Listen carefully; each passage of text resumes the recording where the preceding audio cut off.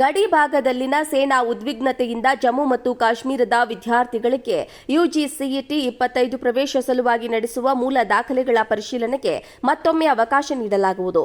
ಈ ವಿಷಯದಲ್ಲಿ ಆತಂಕ ಬೇಡ ಎಂದು ಕರ್ನಾಟಕ ಪರೀಕ್ಷಾ ಪ್ರಾಧಿಕಾರದ ಕಾರ್ಯನಿರ್ವಾಹಕ ನಿರ್ದೇಶಕ ಎಚ್. ಪ್ರಸನ್ನ ತಿಳಿಸಿದ್ದಾರೆ. ಪ್ರಸಕ್ತ ಸಾಲಿನ ಸಿಇಟಿ ಸಲುವಾಗಿ ಜಮ್ಮು ಕಾಶ್ಮೀರದ ಒಟ್ಟು 204 ಮಂದಿ ಪರೀಕ್ಷೆ ಬರೆದಿದ್ದು, ಅವರಲ್ಲಿ ಇದುವರೆಗೂ ಕೇವಲ 52 ಮಂದಿ ಮಾತ್ರ ದಾಖಲೆ ಪರಿಶೀಲನೆ ಮಾಡಿಕೊಂಡಿದ್ದಾರೆ ಎಂದು ಅವರು ಪತ್ರಿಕಾ ಹೇಳಿಕೆಯಲ್ಲಿ ತಿಳಿಸಿದ್ದಾರೆ.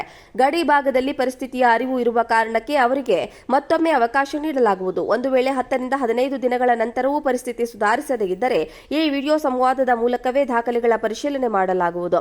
ಒಟ್ಟಿನಲ್ಲಿ ವಿದ್ಯಾರ್ಥಿಗಳಿಗೆ ಅನಾನುಕೂಲವಾಗದಂತೆ ನೋಡಿಕೊಳ್ಳಲಾಗುವುದು ಎಂದು ಅವರು ಸ್ಪಷ್ಟಪಡಿಸಿದ್ದಾರೆ. ಈ ಕುರಿತು ಎಲ್ಲಾ ಅಭ್ಯರ್ಥಿಗಳಿಗೆ ಪ್ರತ್ಯೇಕ ಸಂದೇಶ ಕಳುಹಿಸಲಾಗಿದೆ ಎಂದು ಅವರು ತಿಳಿಸಿದ್ದಾರೆ. ಗಡಿ ಭಾಗದಲ್ಲಿನ ಸೇನಾ ಉದ್ವಿಗ್ನತೆಯಿಂದ ಜಮ್ಮು ಮತ್ತು ಕಾಶ್ಮೀರದ ವಿದ್ಯಾರ್ಥಿಗಳಿಗೆ ಯುಜಿಸಿಇಟಿ 25 ಪ್ರವೇಶ ಸಲುವಾಗಿ ನಡೆಸುವ ಮೂಲ ದಾಖಲೆಗಳ ಪರಿಶೀಲನೆಗೆ ಮತ್ತೊಮ್ಮೆ ಅವಕಾಶ ನೀಡಲಾಗುವುದು. ಈ ವಿಷಯದಲ್ಲಿ ಆತಂಕ ಬೇಡ ಎಂದು ಕರ್ನಾಟಕ ಪರೀಕ್ಷಾ ಪ್ರಾಧಿಕಾರದ ಕಾರ್ಯನಿರ್ವಾಹಕ ನಿರ್ದೇಶಕ ಎಚ್. ಪ್ರಸನ್ನ ತಿಳಿಸಿದ್ದಾರೆ. ಪ್ರಸಕ್ತ ಸಾಲಿನ ಸಿಇಟಿ ಸಲುವಾಗಿ ಜಮ್ಮು ಕಾಶ್ಮೀರದ ಒಟ್ಟು 204 ಮಂದಿ ಪರೀಕ್ಷೆ ಬರೆದಿದ್ದು, ಅವರಲ್ಲಿ ಇದುವರೆಗೂ ಕೇವಲ 52 ಮಂದಿ ಮಾತ್ರ ದಾಖಲೆ ಪರಿಶೀಲನೆ ಮಾಡಿಕೊಂಡಿದ್ದಾರೆ ಎಂದು ಅವರು ಪತ್ರಿಕಾ ಹೇಳಿಕೆಯಲ್ಲಿ ತಿಳಿಸಿದ್ದಾರೆ. ಗಡಿ ಭಾಗದಲ್ಲಿ ಪರಿಸ್ಥಿತಿಯ ಅರಿವು ಇರುವ ಕಾರಣಕ್ಕೆ ಅವರಿಗೆ ಮತ್ತೊಮ್ಮೆ ಅವಕಾಶ ನೀಡಲಾಗುವುದು. ಒಂದು ವೇಳೆ 10 ರಿಂದ 15 ದಿನಗಳ ನಂತರವೂ ಪರಿಸ್ಥಿತಿ ಸುಧಾರಿಸದೇ ಇದ್ದರೆ ಈ ವಿಡಿಯೋ ಸಂವಾದದ ಮೂಲಕವೇ ದಾಖಲೆಗಳ ಪರಿಶೀಲನೆ ಮಾಡಲಾಗುವುದು. ಒಟ್ಟಿನಲ್ಲಿ ವಿದ್ಯಾರ್ಥಿಗಳಿಗೆ ಅನಾನುಕೂಲವಾಗದಂತೆ ನೋಡಿಕೊಳ್ಳಲಾಗುವುದು ಎಂದು ಅವರು ಸ್ಪಷ್ಟಪಡಿಸಿದ್ದಾರೆ. ಈ ಕುರಿತು ಎಲ್ಲಾ ಅಭ್ಯರ್ಥಿಗಳಿಗೆ ಪ್ರತ್ಯೇಕ ಸಂದೇಶ ಕಳುಹಿಸಲಾಗಿದೆ ಎಂದು ಅವರು ತಿಳಿಸಿದ್ದಾರೆ. ಗಡಿ ಭಾಗದಲ್ಲಿನ ಸೇನಾ ಉದ್ವಿಗ್ನತೆಯಿಂದ ಜಮ್ಮು ಮತ್ತು ಕಾಶ್ಮೀರದ ವಿದ್ಯಾರ್ಥಿಗಳಿಗೆ ಯುಜಿಸಿಇಟಿ 25 ಪ್ರವೇಶ ಸಲುವಾಗಿ ನಡೆಸುವ ಮೂಲ ದಾಖಲೆಗಳ ಪರಿಶೀಲನೆಗೆ ಮತ್ತೊಮ್ಮೆ ಅವಕಾಶ ನೀಡಲಾಗುವುದು. ಈ ವಿಷಯದಲ್ಲಿ ಆತಂಕ ಬೇಡ ಎಂದು ಕರ್ನಾಟಕ ಪರೀಕ್ಷಾ ಪ್ರಾಧಿಕಾರದ ಕಾರ್ಯನಿರ್ವಾಹಕ ನಿರ್ದೇಶಕ ಎಚ್. ಪ್ರಸನ್ನ ತಿಳಿಸಿದ್ದಾರೆ.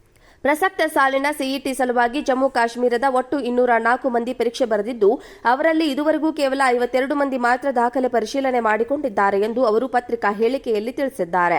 ಗಡಿ ಭಾಗದಲ್ಲಿ ಪರಿಸ್ಥಿತಿಯ ಅರಿವು ಇರುವ ಕಾರಣಕ್ಕೆ ಅವರಿಗೆ ಮತ್ತೊಮ್ಮೆ ಅವಕಾಶ ನೀಡಲಾಗುವುದು. ಒಂದು ವೇಳೆ 10 ರಿಂದ 15 ದಿನಗಳ ನಂತರವೂ ಪರಿಸ್ಥಿತಿ ಸುಧಾರಿಸದೇ ಇದ್ದರೆ ಈ ವಿಡಿಯೋ ಸಂವಾದದ ಮೂಲಕವೇ ದಾಖಲೆಗಳ ಪರಿಶೀಲನೆ ಮಾಡಲಾಗುವುದು. ಒಟ್ಟಿನಲ್ಲಿ ವಿದ್ಯಾರ್ಥಿಗಳಿಗೆ ಅನಾನುಕೂಲವಾಗದಂತೆ ನೋಡಿಕೊಳ್ಳಲಾಗುವುದು ಎಂದು ಅವರು ಸ್ಪಷ್ಟಪಡಿಸಿದ್ದಾರೆ.